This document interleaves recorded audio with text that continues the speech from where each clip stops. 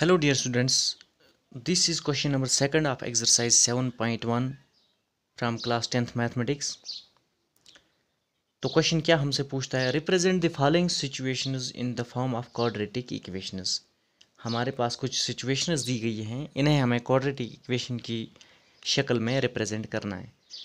Okay dear students, तो let's get started. पहली situation क्या है हमारे पास, the area of a rectangular plot is 528 meter square.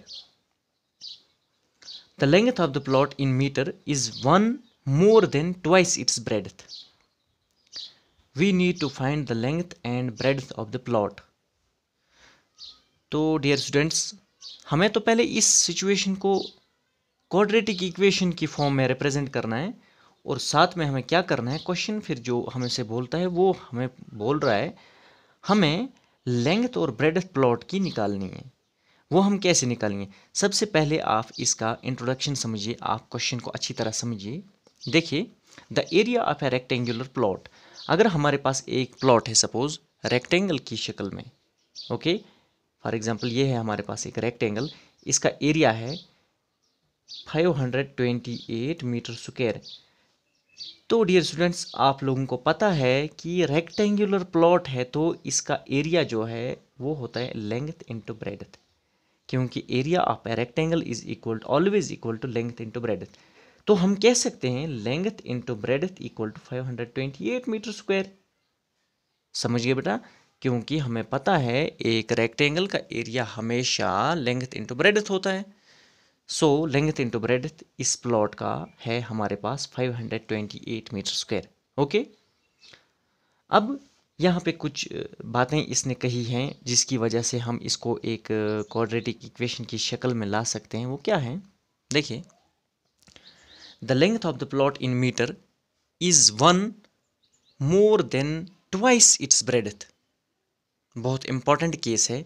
देखिए क्या कहता है, ये जो हमारे पास इस प्लॉट की लेंथ है, सपोज ये मैं अगर इसको लेंथ लेता हूँ, लेंथ, और इसकी ये साइड में इसका ब्रेडथ लेता हूँ फॉर एग्जांपल, तो ये इसके कहने का मतलब ये है इसकी जो लेंथ है, लेंथ इसकी है 1 more than twice its breadth.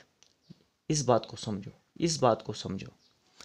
Length इसकी जो है वो है, पहले तो आप ब्रेडथ को ट्वाइस कीजिए, पहले आप ब्रेडथ को ट्वाइस करो, उसके बाद 1 मीटर मोर ऐड करो। फॉर एग्जाम्पल हमारे पास अगर इसकी ब्रेडथ 2 है तो इसकी ब्रेडथ बी है, तो आप 2 बी कीजिए, यानी ब्रेडथ का ट्वाइस कीजिए। ओके, प्लस 1, ये 1 कहाँ से आया, ये 1 इसका जो मोर इसने कहा था is 1 more than twice it is breadth.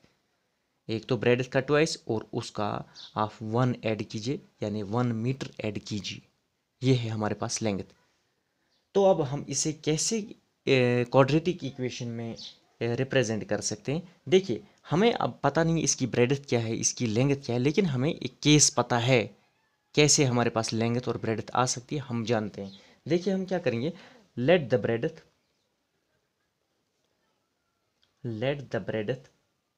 Of the plot equal to, हम इसको x मान के चलते हैं, x मीटर, क्योंकि इसने वहीं से हमें क्वेश्चन ने वहीं से कहा है कि आपकी जो ब्रेडथ है, आपकी जो ये जो लेंथ या ब्रेडथ है वो मीटर्स में है। Okay dear students, let the breadth of the plot is equal to x metres, then the length of the plot will be, तो बच्चों लेंथ ऑफ प्लॉट क्या होगी, तो अगर आप देख सकते हैं मैंने यहाँ पे आपको केस समझाया अच्छी तरह। इसने क्वेश्चन में ही कहा है कि आपकी जो ब्रेड लेंथ होगी वो होगी twice the bread plus 1 metre more. तो हम ऐसे लिख सकते हैं इसे, अब हमने ब्रेड क्या रखी है यहाँ पे x मीटर, तो हम ऐसे कह सकते हैं 2x ट्वाइस प्लस 1 मीटर मोर, ऐसे आप लिख सकते हो 2x प्लस 1 मीटर। ये हमारे पास इस रेक्टेंगुलर प्लॉट की ब्रेडथ आई और ये हमारे पास रेक्टेंगुलर प्लॉट की लेंथ आई। तो आप जानते हैं, आप जानते ही हैं कि एरिया ऑफ ए प्लॉट इसने क्या दिया है, area of a rectangular plot कितना है 528 मीटर स्क्वायर। ये हमें कैसे पता चला, गिवन है ना, वहीं से दिया गया क्वेश्चन में ही। तो डियर स्टूडेंट्स आप जानते हैं एंड वी नो दैट, हम जानते हैं कि area of a rectangular plot किसके बराबर होता है dear students, length into breadth. Okay, area of a rectangular plot is equal to length into breadth. तो आप क्या कह सकते हैं, तो हम ये कह सकते हैं देयरफॉर लेंथ क्या है हमारे पास यहाँ पे 2x plus 1 into simply x equal to 528। अब आप सोचते होंगे आपने 528 मीटर स्क्वायर क्यों नहीं लिखा, इसमें मीटर इंटू मीटर क्यों नहीं लिखा। देखिए बेटा, लेंथ 2x प्लस 1 मीटर थी एंड x मीटर यहाँ पे इसकी ब्रेड थी, तो मीटर इंटू मीटर हो गया मीटर स्क्वायर, LHS में आता, एंड 528 मीटर स्क्वायर यहाँ पे था, या इस साइड भी मीटर स्क्वायर आता, इस साइड भी मीटर स्क्वायर आता, फाइनली वो कैंसल आउट हो जाते थे, इसलिए मैंने यहाँ पे पहले ही कैंसल आउट करके रखा। ओके डियर स्टूडेंट्स, आप क्या कह सकते हैं, हम इस x को मल्टीप्लाई करिए इन दोनों टर्म्स के साथ, 2x इंटू एक्स क्या रहता है हमारे पास 2x square plus 1 into x हो गया, x इक्वल टू 528। तो आप इसको ऐसे भी लिख सकते हैं, standard general form of a quadratic equation 2x square plus x minus 528 equal to 0। ये हमने इसको स्टैंडर्ड फॉर्म में लाया, क्वाड्रेटिक इक्वेशन की जो फॉर्म होती है उसमें हमने इसको लाया। तो आप देख सकते हैं अब हमारे पास एक क्वाड्रेटिक इक्वेशन आई। अब हमें क्वेश्चन क्या बोलता है कि हमें क्वेश्चन पूछता है कि आप निकालिए इसकी लेंथ और ब्रेड्थ निकालिए। तो उसके लिए हम क्या करेंगे, अब हमारे पास एक क्वाड्रेटिक इक्वेशन आ चुकी है, तो इस क्वाड्रेटिक इक्वेशन के हम फैक्टर्स निकालेंगे। पहले जो x के दो वैल्यूज़ निकलेंगे उसी में से हमें पता चलेगा ब्रेड्थ क्या होगी, जो पॉजिटिव वाला वैल्यू इसका निकलेगा वो हमारी ब्रेड्थ होगी। ओके डियर स्टूडेंट, तो वो कैसे पता चलेगा, वो पता चलेगा, आप लोगों को पता होगा प्रोसीजर हम कैसे सॉल्व करते हैं एक क्वाड्रेटिक इक्वेशन को। उसके ज़ीरोज़ निकालने के लिए हम क्या काम करते हैं, आप साइड में देख सकते हैं ऐसे, ए जो कोफिशिएंट ऑफ एक्स स्क्वायर रहता है एंड कॉन्स्टेंट टर्म, उनका हम मल्टीपल करते हैं।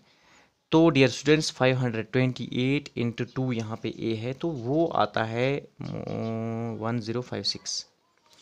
ओके डियर स्टूडेंट्स, ये है हमारे पास ए और सी का जब हमने मल्टीप्लाई किया तो ये बन गया 1056। ओके डियर स्टूडेंट्स, अब हमें क्या करना है, अब हमें इस 1056 को ऐसे ब्रेक करना है, इट्स नॉट 1056 इट्स 1056। ओके, सो हम इसको ऐसे दो नंबर्स में ब्रेक करेंगे, ऐसे दो नंबर्स में ब्रेक करेंगे जिनको हम आपस में जब प्रोडक्ट करेंगे रिजल्ट हमारा 1056 आना चाहिए, और जिनको हम सब्ट्रैक्ट करेंगे या ऐड करेंगे, तो जिनको हम एक दूसरे के साथ ऐड करेंगे तो उनका रिजल्ट 1 आना चाहिए, बी के बराबर। आपको याद होगा हमारे बी के बराबर उनका आना चाहिए रिजल्ट। तो देखिए मैंने क्या किया, अगर आप देख सकते हैं, अगर आप 33 को 32 से मल्टीप्लाई करोगे तो वो आता है dear students 1056।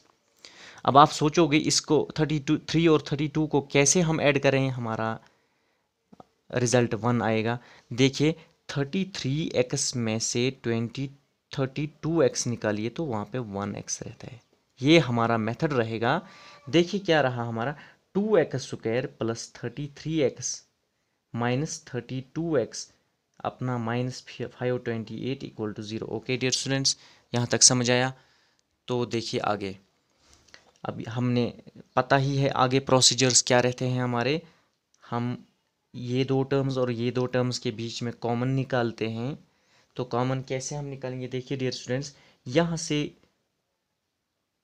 X square 2x square and 33x के दरमियान x ही कॉमन निकल सकता है, तो ये यहाँ पे x रहेगा, ये यहाँ पे 2x प्लस 33, x बाहर चला गया है। तो ओके डियर स्टूडेंट्स, यहाँ पे हम निकाल सकते हैं, ऑफ कोर्स हम 32 बाहर निकाल सकते हैं, यहाँ पे हमारा रहेगा, यहाँ पे अगर 32x निकालेंगे